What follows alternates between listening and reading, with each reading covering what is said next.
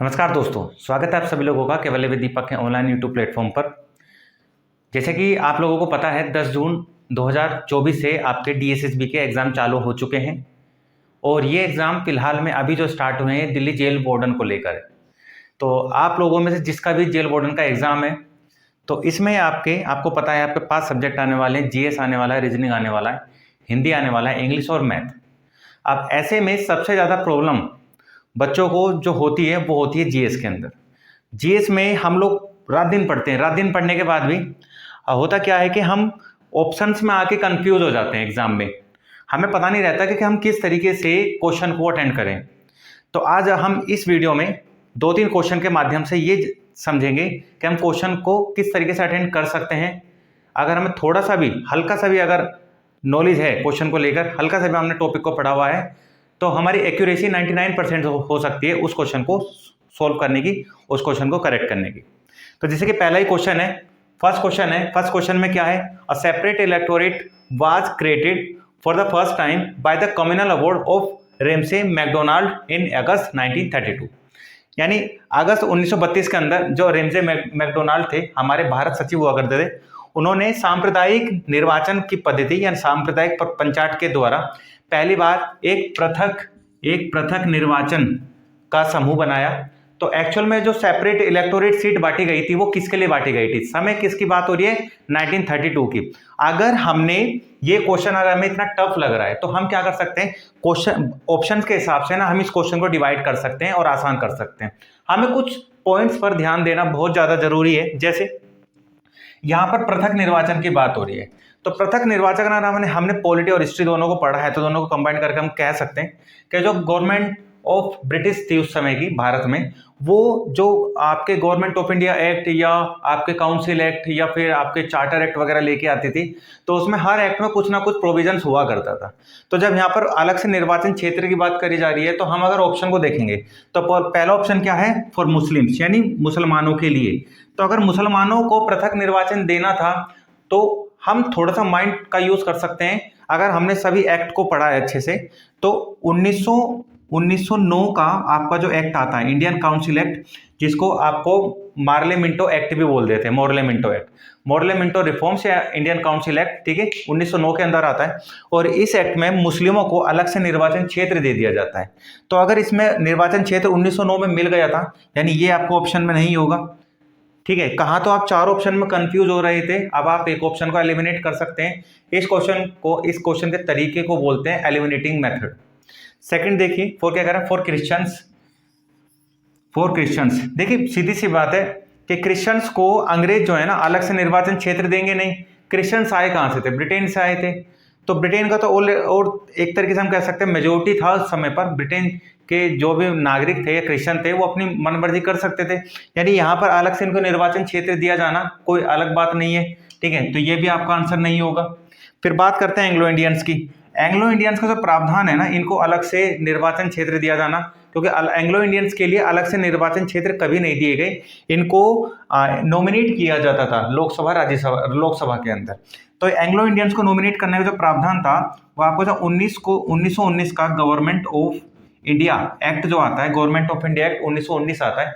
इस एक्ट में पहली बार जो गवर्नर जनरल होते हैं उनको यह पावर मिलती है कि वो 2 एंग्लो इंडियंस को अपॉइंट कर सकते हैं सेंटर की असेंबली के अंदर। तो यानी हमारे 3 ऑप्शन ऑटोमेटिक एलिमिनेट हो गए, ये भी एलिमिनेट हो गया, ये भी एलिमिनेट हो गया, ये भी एलिमिनेट हो गया।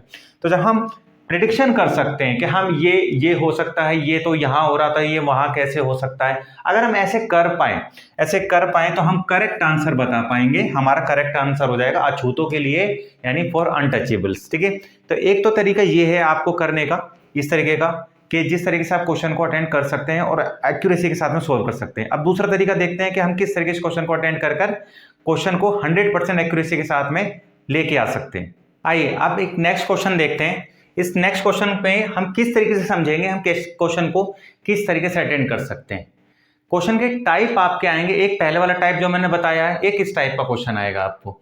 ये बड़े थके और बड़े डरावने वाले क्वेश्चन होते हैं। हमें ऐसा लगता है कि हम इसको कैसे कर पाएंगे, हमारा 1 नंबर तो गया। जीएस में नंबर बढ़ाने का तरीका सिर्फ इतना है कि हमें चीजों को एलिमिनेट करना आना चाहिए। इस क्वेश्चन में क्या लिखा हुआ है, सूची 1 और सूची 2 में मिलाए और नीचे दिए गए जो कूट हैं, ये जो कूट हैं इनको चयन करना है और सही उत्तर हमें ढूंढ के निकालना है। तो इधर क्या दिए हैं, सूची 1 में दिया गया है, हमारे सूची 1 के अंदर दिया गया है ए में इलाहाबाद की संधि, बी में एक्सलास शेपेल की संधि, तीसरा ला बोर्डानिया की संधि और चौथा डुप्ले को हटाना।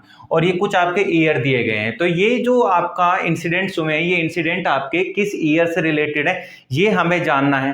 अब ऐसे में हमारा दिमाग तो चकरा जाएगा कि हम कैसे करें, हम इन चीज़ों को किस तरीके से अटेंड कर सकते हैं। तो घबराना नहीं है, बहुत आसान तरीके से चीज़ें हो जाती हैं।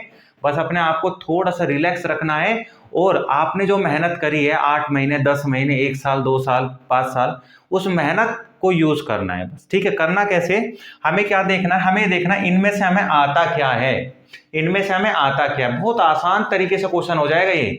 अब हमने देखा कि हमें तो सिर्फ इलाहाबाद की संधि आती है, इलाहाबाद की संधि जो कि बक्सर के युद्ध के तुरंत बाद होती है, 1 साल के बाद, 1765 में।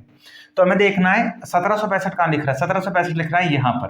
यानी हम कह सकते हैं ए का ऑप्शन 4 हो सकता है, ए का ऑप्शन 4 बिल्कुल करेक्ट होगा। तो हमें देखना है, अब हमें करना क्या है, अब हमें और नहीं देखना, अभी देखना है सिर्फ ए का 4 किस ऑप्शन में। ए का 4 यहाँ नहीं है, अगर यहाँ नहीं है, ए का 4 यहाँ नहीं है तो ये गलत हो जाएगा। ए का 4 यहाँ भी नहीं है, ये भी गलत हो जाएगा। ठीक है, फिर देखना ए का 4 यहाँ है, बिल्कुल यहाँ है। ए का 4 चौथे में देखना तो यहाँ भी नहीं है। यानी देखो आपने कुछ नहीं करा, आपने सिर्फ एक ऑप्शन पकड़ा। आपकी किस्मत अगर अच्छी है तो आप सिर्फ एक ऑप्शन पकड़ोगे और आपका एक ऑप्शन इस तरीके से एलिमिनेट करते हुए चले जाएंगे और आपका करेक्ट हो जाएगा आंसर, और आपका 1 नंबर आ जाएगा, आपका माइनस में भी नहीं जाएगा, और आपका क्या पता इसी क्वेश्चन से आपको सिलेक्शन हो जाए। ठीक है, तो ये क्या तरीका होता है, हमें क्या देखना होता है, हमें क्या आता है, हमें क्या नहीं आता ये अलग हटा दो, हमें क्या देख पा रहे हैं इस क्वेश्चन के अंदर, उस तरीके चीजों को हमें यहाँ पर एक तरीके से आप एलिमिनेट करना है, उसको साइड हटाना है। ऐसे कर दें तो हम फटाक से आंसर कर सकते हैं। इसी तरीके से आपके क्वेश्चन एग्जाम के अंदर आएंगे। बड़े धैर्य से अपनी मेहनत को ध्यान में रखते हुए बड़े धैर्य तरीके से आपको एग्जाम देना है। कमेंट बॉक्स में आप मुझे लोग बताइए कि किस किस का एग्जाम किस किस तारीख को है जेल वार्डन का, और आप आराम से जाइएगा एग्जाम देने। कोई भी प्रॉब्लम होती हो तो आप पहले शांत रखिए अपने आप को और फिर समझिए कि जीएस में पूछा क्या गया है। ठीक है, बाकी मैथ हुआ, रीजनिंग हुआ, इंग्लिश हुआ, हिंदी हुआ, ये क्वेश्चन क्या होते हैं, ये आपके उंगली पे होने चाहिए। आपको अगर आता है, कंसेप्ट अच्छे से पता है तो आप कर पाएंगे। बाकी जीएस का कोई कंसेप्ट नहीं होता। जीएस में क्या होता है, आपने कितना पढ़ा है और कितनी चीजें आपकी यहाँ पर सेट हुई रखी हैं, उस पर डिपेंड करता है।